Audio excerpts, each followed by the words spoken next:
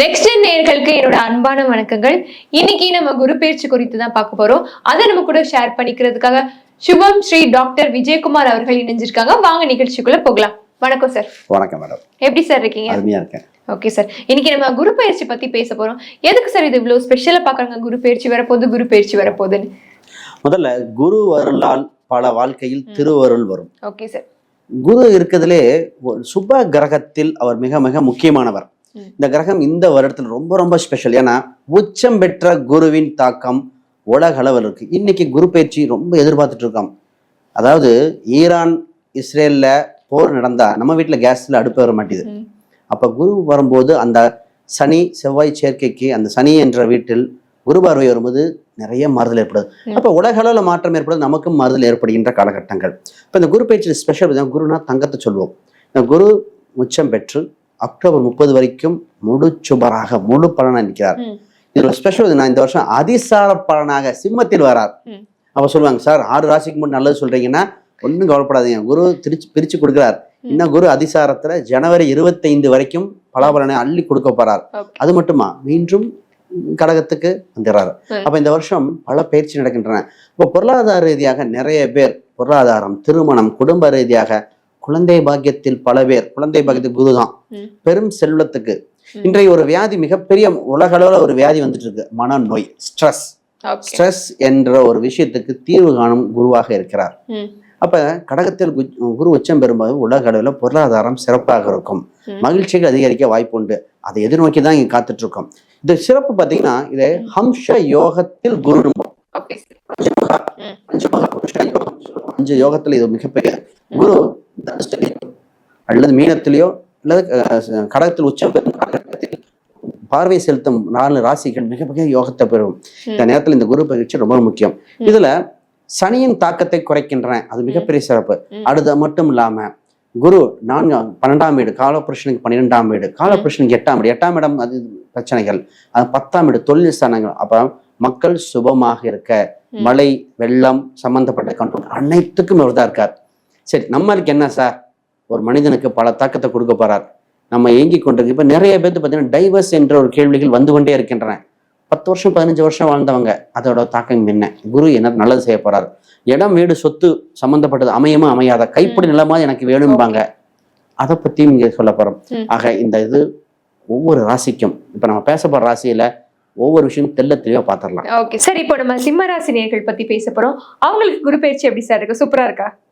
நிச்சயமாக சிம்ம ராசி தான் குரு பயிற்சி எதிர்பார்த்து கொண்டே இருக்கிறார்கள்னு சொல்றாங்க. ஏன்னா சிம்ம ராசி அஷ்டமச்சனியின் தாக்கத்தை குறைக்க குரு தேவைப்படுகிறார். மழை வரதை நிறுத்த முடியாது, ஆனா கொடை கொண்டு போனா அந்த கொடை தான் இப்ப குருவா வரப்போறார். முதல்ல சிம்ம ராசியை தெரிஞ்சுக்கணும். பல தோல்விகளை சந்தித்தாலும் தோண்டு மீண்டு எந்திரிச்சு போராட்டும் குணம் முடியாது. குடும்பத்துக்கு ஒரு சிம்மம் இருந்தால் இந்த குடும்பத்தை வாழ வச்சிரும்.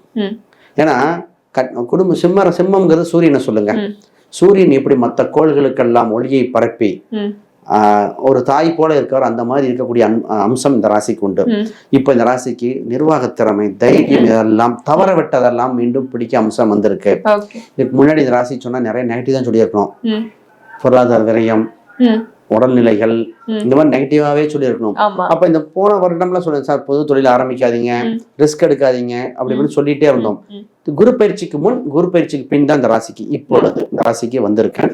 முதல்ல குரு இந்த ராசிக்கு 12ஆம் இடத்தில் சுப விரயம் வருகிற காலகட்டம். சுப செலவுகள். இப்ப சுப செலவுகள் அப்படின்னு சொல்லும் போது முதல்ல கல்யாணமே இல்லாம இருந்தவங்களுக்கு திருமண வாய்ப்புகள் பொருளாதார ரீதியாக. குரு உச்சம் பெற்று 6ஆம் வீட்டையும் 8ஆம் பார்க்கிறார். 6ங்கிறது தடை, திருமண தடையாக இருந்தது. 8ங்கிறது அவமானம். இப்ப இதுக்கு முன்னாடி பாத்தீங்கன்னா அவமானம் பட்டாச்சு, கல்லடியும் பட்டாச்சு, கண்ணடியும் பட்டாச்சு சிம்மம். அப்ப இப்பதான் அதுல இருந்து மீண்டு வர போறாங்க. கணவன் மனைவி ரிலேஷன்ஷிப், ஆல்ரெடி கல்யாணமானவங்களுக்கு இருந்த பிரச்சனைகள் தீர்வு ஏற்படுத்த குரு வரார். பிரிந்தவர்கள் ஒன்று சேர வாய்ப்பு உண்டு. ஒரு சில இல்ல சார் நாங்க பிரிஞ்சாதான் ரைட்டா இருக்கணும், அதுக்கு உண்டான டிசிஷன் வருது. இது ஒரு சாப்டர். சார் இப்பதான் சார் முதல் திருமணத்தை பாக்குறோம். இப்ப திருமண காலகட்டம் அப்படின்னு இந்த குரு பயிற்சி வந்த உடனே கொஞ்சம் வெயிட் பண்ணும். அக்டோபர் வரைக்கும் வெயிட் பண்ணும். அக்டோபர் தான் குரு அதிசாரமாக சிம்மத்துக்கு வந்து 7ஆம் வீட்டை பார்க்கும் பொழுது குரு உங்களுக்கு சுபராக இருக்கார். இந்த ராசி பாத்தீங்கன்னா இந்த ஊர்ல இருந்த கேது பகவான் அவ்வளவு மன நெருக்கடியா இருந்தது. நிறைய பேருக்கு சொன்னேன், ஃபர்ஸ்ட் இந்த ராசி மைண்டை பீஸ்ஃபுல்லா வச்சுக்காங்க, ஜெயிச்சிருவீங்க. மனசுதான் மருந்து ஓகே ஓகே. இந்த ராசிக்கு. அப்ப கணவன் மனைவி யாரா இருந்தாலும் ராகுக்கு இது பரிகாரம் தேவைப்படுகின்றன. ரிலாக்ஸா இருக்கணும்.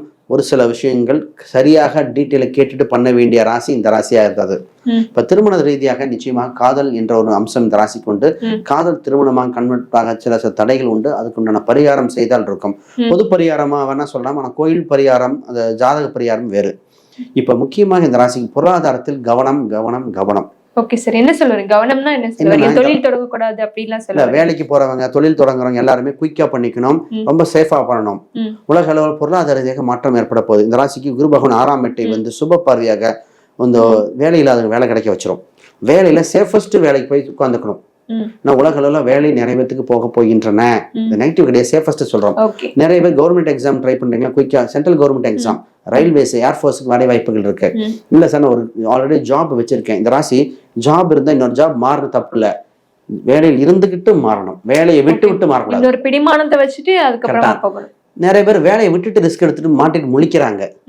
அப்ப இந்த ஜாபை ரொம்ப சேஃபா இருக்கணும் இந்த ராசி. இந்த ராசி இன்வெஸ்ட்மெண்ட் பார்த்து நிறைய பேர் ஷேர் மார்க்கெட்ல இன்வெஸ்ட் பண்ணி காசை விட்டாங்க.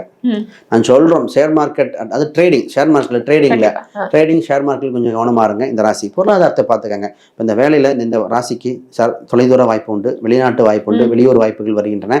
சரியாக பயன்படுத்திக்கிட்டு ஜாதக ரீதியாக தசாபுத்தி காம்பினேஷன்ல பார்த்தா வெற்றி. இதான் இந்த ராசிக்கு உண்டான பலபலன். முக்கியமாக இப்ப கல்வி ரீதியாக பேச வேண்டியது. ஏன்னா மாணவர்கள் என்ன கல்வி படித்தால் வேலை கிடைக்கும். நிறைய பேர் படிச்ச படிப்பு ஒண்ணு, வேலை ஒண்ணா இருக்கு. இதுதான் மிகப்பெரிய பேரண்ட்ஸ் லட்சமா செலவு பண்ணி படிக்க வச்சு அதுக்குண்டான வேலைக்கு குழந்தை போகும்போது மிகப்பெரிய இதா இருக்கு. இப்ப குழந்தை ஜாதகம் பார்க்கும் பொழுது இவங்களுக்கு என்ன தொழில், என்ன படிக்கலாம், மேனேஜ்மெண்டா கவர்மெண்டா கோட்டாவா இதெல்லாம் பார்த்து தெளிவாக எடுத்தால் சிறப்பாக இருக்கும். ஒரு சிலருக்குலாம் ஹாஸ்டல் தங்கி படிக்கக்கூடிய அம்சம் வந்திருக்கு இந்த ராசிக்கு. கண்டிப்பா. அப்ப அதுக்குண்டான அமைப்பை பார்க்கணும். ஓகே சார், இவங்க கவனமா இருக்க வேண்டிய விஷயங்கள் ஏதாவது இருக்கா? இவங்களுக்கான பரிகாரம் ஏதாவது இருக்கா? நிச்சயமாக இவங்க கவனமா இருக்க வேண்டிய விஷயமே ஹெல்த் தாங்க. ஏன்னா சுப விரயம் சொல்லியிருக்கோம். ரொம்ப நாளாக இருக்கின்ற பிரச்சனைகள், சுப விரயங்கள் சம்பந்த ஹெல்த் விஷயத்தை பார்த்து வயதானவங்கள், அந்த ஏஜ்டு பர்சன்லாம் அந்த உடல் இருக்க தொந்தரவுகள், தலை சம்பந்தப்பட்ட வியாதிகள், கேன்சர் போன்ற கட்டி சம்பந்தப்பட்ட விஷயங்கள் அதெல்லாம் சரி செய்து வெளியே வர வேண்டிய நம்பர் 1. பூர்வீக ரீதியான சொத்து சம்பந்தப்பட்டது, பூர்வீக சொத்தில் இருக்கிற குழப்பத்துக்கு தீர்வு காண வேண்டியது, தலைமுறையா இருக்கிற பிரச்சனைக்கு தீர்வு காண வாய்ப்புகள் இறைவனா கொடுக்குறான். சரி, இறை வழிபாடு நிச்சயமாக இந்த ராசிக்கு தேவை. இவங்க வழிபட வேண்டியது ஒன்றே ஒண்ணு, குழந்தை வடிவத்தில் இருக்கின்ற தெய்வத்தை பிடித்தால் குழப்பம் தீரும். யார் வேணாலும், ஆண் தெய்வம் பெண் தெய்வம் யாரும், குழந்தை வழிதான். ஒண்ணு கிருஷ்ணர் பிடிச்சிக்காங்க, முருகர் குழந்தை வடிவத்தில் பாருங்க, கன்னி தெய்வங்களை கூட இருக்கலாம். வெற்றி உங்கள் பக்கம். கண்டிப்பா சார், கண்டிப்பா சார். ரொம்ப அருமையா சொன்னீங்க. வெற்றி நம்மதே. நன்றி சார். தேங்க்யூ.